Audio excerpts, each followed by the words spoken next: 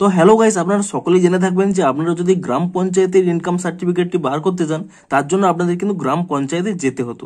কিন্তু এবার থেকে আপনারা কিন্তু অনলাইনে আবেদনের মাধ্যমেই আপনারা কিন্তু সেই গ্রাম পঞ্চায়েতের কিন্তু ইনকাম সার্টিফিকেটটি ডাউনলোড করতে পারবেন। তো কিভাবে আপনারা তার জন্য অ্যাপ্লাই করবেন কিংবা কিভাবে আপনারা ডাউনলোড করতে পারবেন সেটাই জানাবো পুরো স্টেপ বাই স্টেপ। তার জন্য কিন্তু পুরো ভিডিওটি অবশ্যই দেখতে থাকুন।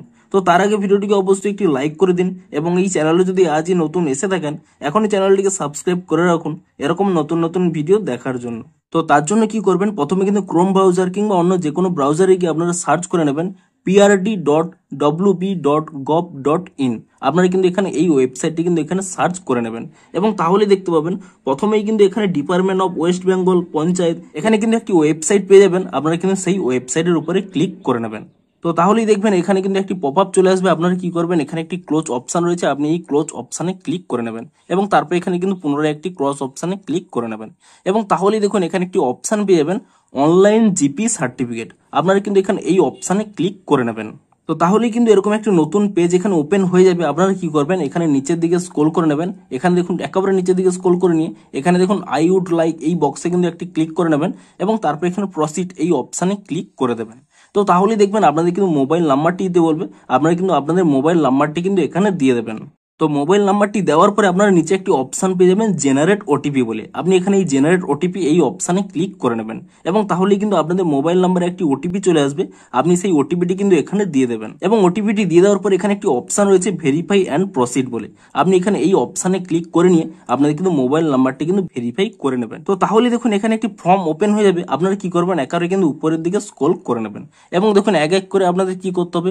প্রথমে দেখুন এখানে কিন্তু আপনাদের ডিস্ট্রিক্টটি সিলেক্ট করতে বলছে। তো আপনারা এখানে সিলেক্ট অপশানে ক্লিক করে নিয়ে আপনারা কিন্তু আপনাদের এখানে ডিস্ট্রিক্টটি সিলেক্ট করে নেবেন। তো তারপরে দেখুন এখানে কিন্তু ব্লক সিলেক্ট করতে বলছে। তো আপনারা এখানে আপনারা নিচের দিকে স্ক্রল করে নিয়ে আপনাদের যে ব্লকে আপনারা থাকেন সেই ব্লকটি কিন্তু এখানে আপনারা সিলেক্ট করে নেবেন। তো তারপরে আপনাদের যে গ্রাম পঞ্চায়েতের নাম রয়েছে সেই গ্রাম পঞ্চায়েত আপনারা কিন্তু এখানে সিলেক্ট করে নেবেন এবং তারপরে দেখুন এখানে কিন্তু সংসদ সিলেক্ট করতে হবে।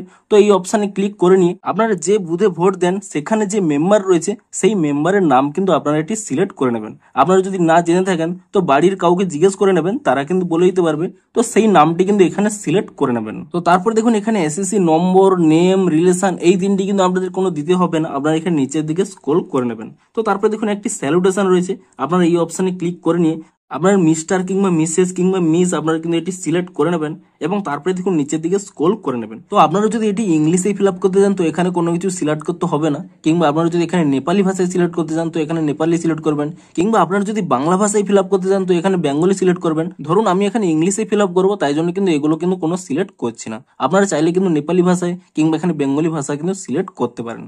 তো তারপরে কি করবেন, দেখুন এখানে অ্যাপ্লিকেন্ট নেম রয়েছে। আপনারা যদি আপনাদের নামে ইনকাম সার্টিফিকেটটি নিতে চান তো আপনাদের নামটি এখানে দিয়ে দেবেন এবং তারপরে এখানে গার্ডিয়ান নেম রয়েছে, আপনারা আপনাদের কিন্তু গার্ডিয়ান নেম দিয়ে দেবেন এবং আপনারা সেই গার্ডিয়ান নেমটি যে দেবেন তিনি আপনার কে হয় সেই রিলেশনটিও কিন্তু এখানে দিয়ে দেবেন, যে আপনার বাবা না মা তা কিন্তু আপনারা এখানে কিন্তু দিয়ে দেবেন এবং তারপরে কিন্তু আপনাদের এখানে অ্যাড্রেস দিয়ে দিতে হবে যে আপনারা কোন জায়গায় বসবাস করেন, আপনাদের পোস্ট অফিস কি রয়েছে, আপনাদের পুলিশ স্টেশন কি রয়েছে, আপনাদের ভিলেজ নেম এখানে সিলেক্ট করে নেবেন, আপনাদের পিনটি দিয়ে দেবেন এবং আপনাদের যে ডেট অফ বার্থ রয়েছে সেই ডেট অফ বার্থটিও কিন্তু এখানে দিয়ে দেবেন। তো তারপরে এগুলো ফিল আপ করে দেওয়ার পর আপনারা এখানে নিচের দিকে স্ক্রল করে নেবেন এবং আপনারা দেখুন এখানে সিলেক্ট করতে পারবেন যে আপনারা কোন সার্টিফিকেটটি ডাউনলোড করতে চাইছেন।